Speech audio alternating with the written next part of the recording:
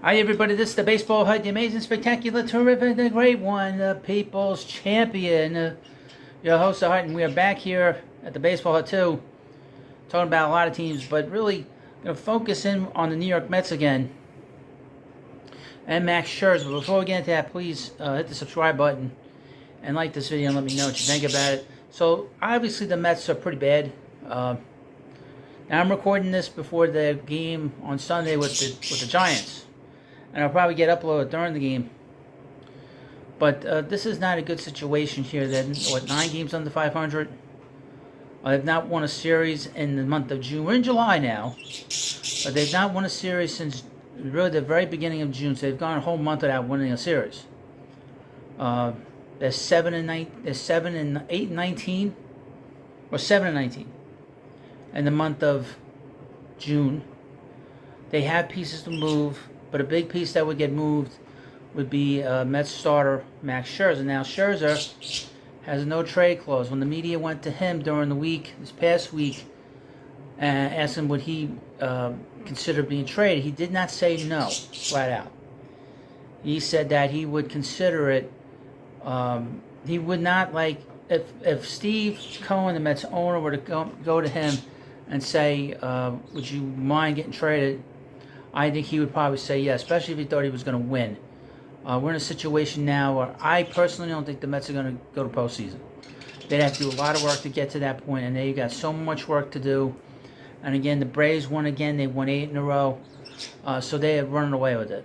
This division is gone. For the entire division, quite frankly. But there are some teams popping up that would be interested in Scherzer. I'm going to go through some of these teams, and maybe there'll be some other teams that will pop up. Number 1, and these are the names I've seen online, the Cincinnati Reds.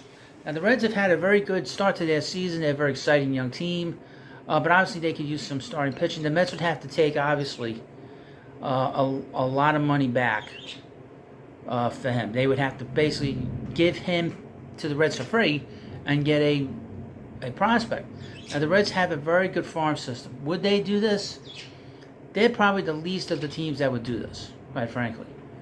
Just based on the fact that I just don't see them doing that. But the Mets would be very smart to ask them about some of their better prospects for him. He is still considered a good pitcher, even though a lot of Met fans are very not happy with him, including myself.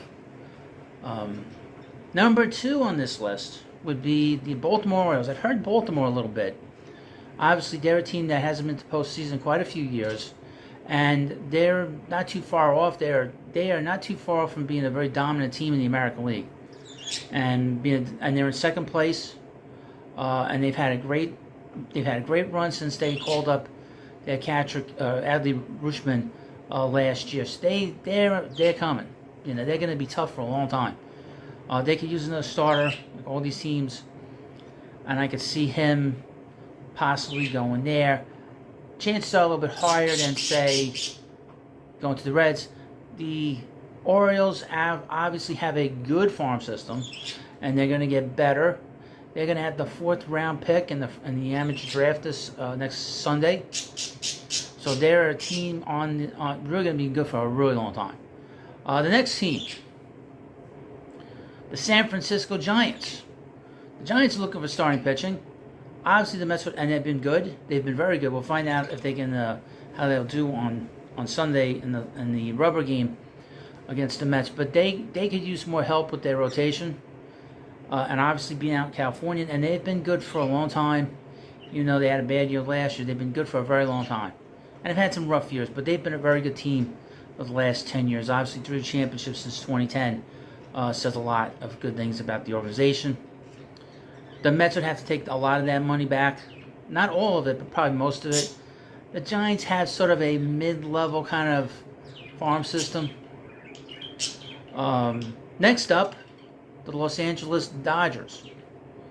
The Dodgers wanted to re-sign Scherzer.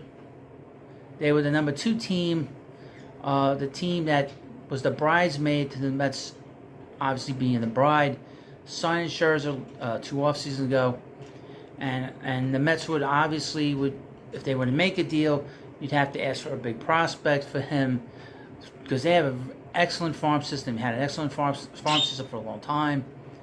Keep in mind about the Mets farm system. There's not a lot of pitching there.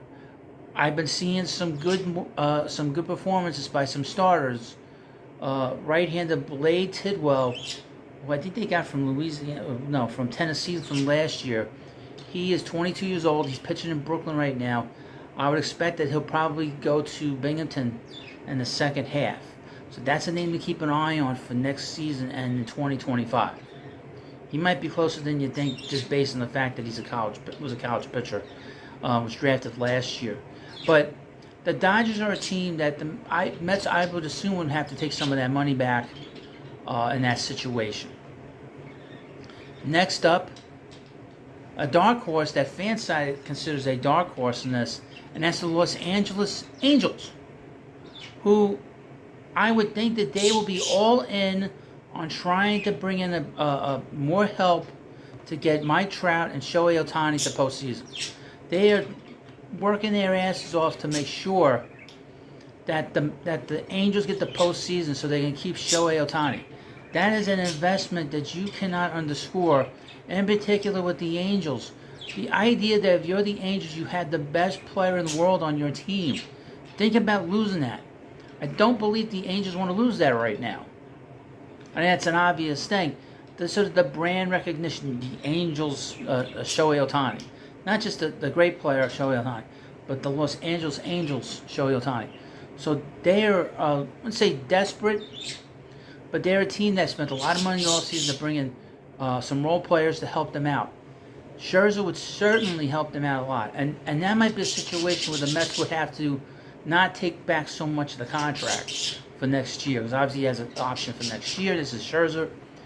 That's a name to keep an eye on. That's the dark horse, according to a lot of people, is the Angels. And Artie Moreno, who's going to sell the team, and now he's not selling the team, would probably want to invest in a big pitcher like that. And finally for this video, the Arizona Diamondbacks. Now the Diamondbacks have been a team that's a young team. They could use some more pitching. Obviously, they could probably use an anchor at the top of their rotation.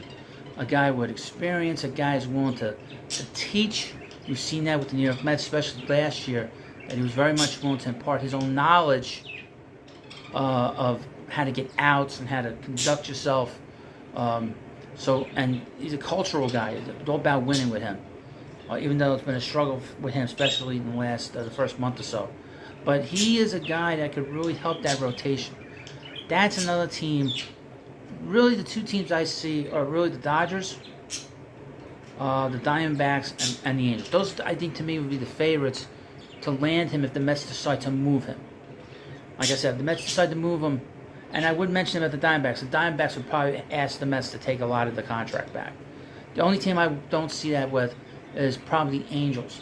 Now, the Diamondbacks have a good farm system. Before I forget, the Angels don't have a good farm system. They've had a lousy farm system for a long time. So that's not a lot of stuff. And here's the thing about the Angels. I keep going back and forth. They have, obviously, the great Mike Trout on the team, Shohei Ohtani. Offensively, they could use an Anthony Rendon.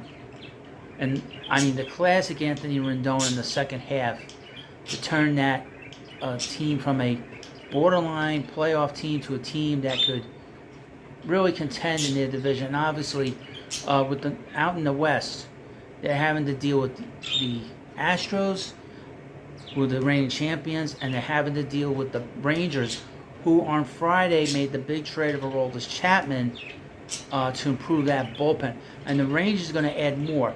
I would add, for a separate kind of thought, the Rangers could be very interested, I would think, in Justin Verlander. Although I think the odds of the Mets trading him, if that's Verlander, are much less than, say, Scherzer. Just due to the fact that he just came here.